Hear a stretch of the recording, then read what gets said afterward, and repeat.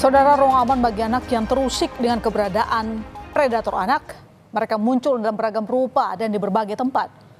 Bahkan bersarang di lokasi yang seharusnya menjadi tempat aman bagi anak.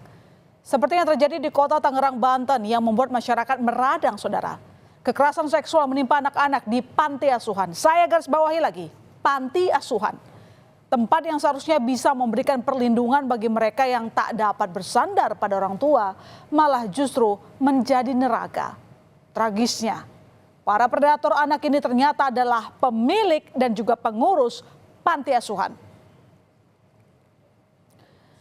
Saudara, inilah panti asuhan Darussalam An-Nur yang terletak di Kecamatan Pinang, Kota Tangerang, Banten. Disinilah dugaan kekerasan seksual itu terjadi. Di bangunan 3 lantai ini, para anak asuh panti asuhan tinggal. Kalau melihat tulisannya yang tertera, bangunan ini juga diperuntukkan sebagai rumah tahfidz dan TPA. Namun warga sekitar menyebut seluruh kegiatan belajar dipustakan di rumah Sudirman, si pemilik yayasan panti asuhan.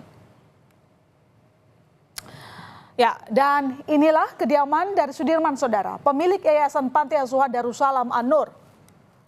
Rumah Sudirman ini letaknya tak jauh dari lokasi bangunan utama. Menurut warga, selain sebagai kediaman Sudirman, rumah ini juga digunakan sebagai tempat kegiatan belajar para anak panti.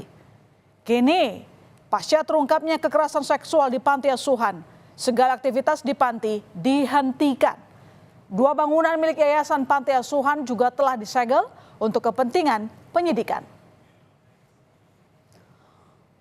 Sejauh ini menurut polisi, jumlah anak asuh yang melapor jadi korban kekerasan seksual di panti asuhan bertambah. Dari semula 7 orang bertambah menjadi 8 orang. Dari 8 korban ini, 5 diantaranya merupakan anak-anak dan 3 orang adalah dewasa. Mirisnya, beberapa korban yang telah dewasa mengaku mengalami kekerasan seksual sejak masih anak-anak. Diperkirakan jumlah korban pun bisa bertambah. Mengingat panti asuhan ini telah berdiri selama 20 tahun.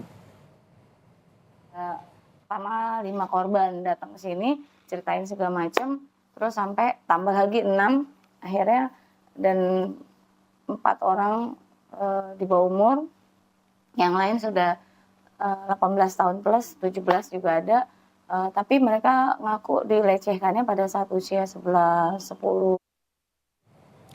3 orang yakni pemilik yayasan panti asuhan bernama Sudirman, kemudian pengurus panti Yusuf Bakhtiar dan Yandi Supriyadi telah ditetapkan sebagai tersangka atas kasus kekerasan seksual di panti asuhan. 2 tersangka yakni Sudirman dan Yusuf telah ditangkap polisi. Namun 1 orang tersangka atas nama Yandi masih buron. Sungguh ironis, saudara. Para tersangka ini seharusnya menjadi pelindung bagi anak-anak di panti asuhan. Tapi nyatanya malah justru memberikan mimpi buruk pada anak-anak.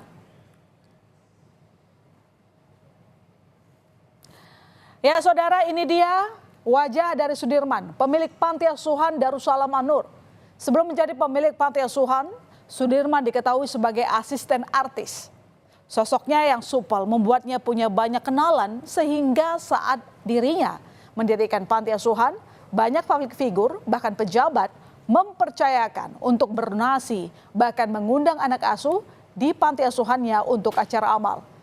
Namun tak disangka, di balik sosok Sudirman yang dikenal santun, ramah, dan supel, nyatanya bak serigala berbulu domba. Ia tega melakukan kekerasan seksual pada anak-anak asuhnya. Pelaku kekerasan seksual lainnya adalah Yusuf Bakhtiar. Yusuf merupakan salah satu pengasuh di panti asuhan milik Sudirman. Ada fakta kelam di balik Yusuf Bakhtiar. Yusuf ternyata adalah salah satu anak asuh di panti asuhan Sudirman. Ia ternyata pernah menjadi korban kekerasan seksual yang dilakukan oleh Sudirman. Tragisnya, saat ia menjadi pengasuh di panti, Yusuf justru menjadi pelaku kekerasan seksual di panti asuhan itu sendiri.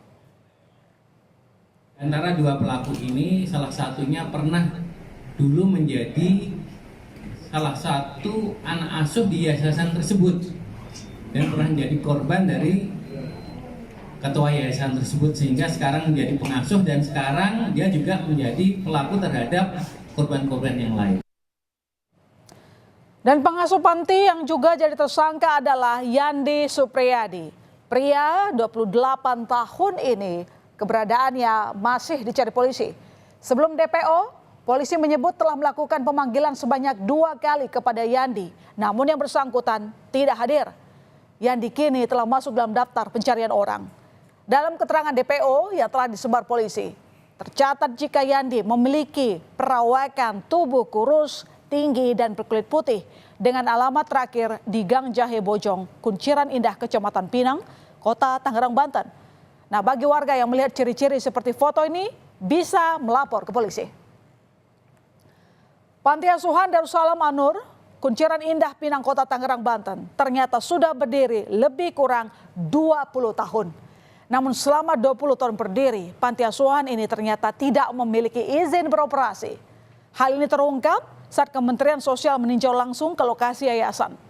Mensos menyebut akan bekerja sama dengan pihak terkait untuk memperketat pengawasan terhadap penyelenggara panti asuhan seluruh Indonesia. Tidak sama sekali, ini termasuk yang blank ini. Makanya nanti ke depan saya terus terang juga akan menghimbau atau memberikan suatu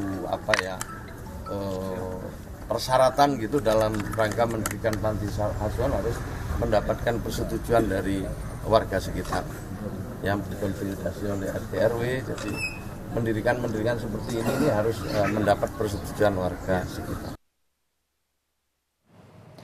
Terungkapnya kasus kekerasan seksual di panti asuhan di Tangerang, Banten ini mengejutkan warga sekitar.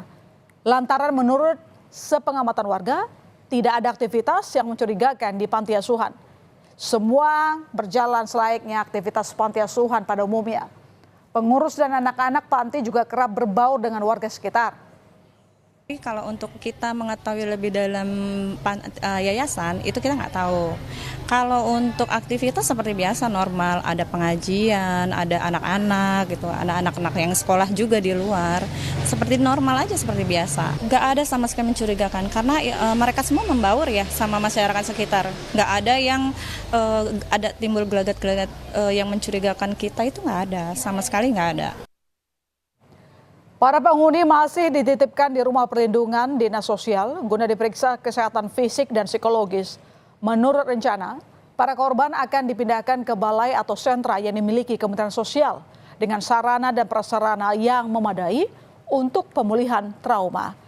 KPAI bersama Kementerian Sosial memastikan pemenuhan hak korban anak, baik itu sisi rehabilitasi, psikis, fisik maupun sosial. KPAI juga memastikan Kementerian Sosial berperan dalam pemenuhan hak-hak anak korban.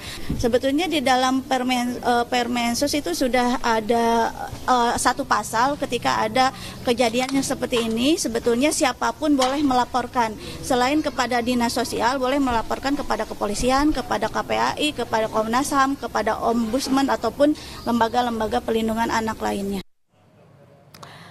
Anak memang menjadi sosok yang rentan jadi korban kejahatan. Kasus di predator anak di panti asuhan ini menjadi alarm bagi kita semua untuk meningkatkan kewaspadaan. Penanganan trauma pada korban harus dilakukan secara benar agar kasus seperti ini tidak menjadi siklus lingkaran setan. Mengingat jika salah satu pelaku kekerasan seksual ini ternyata dulunya pernah menjadi korban.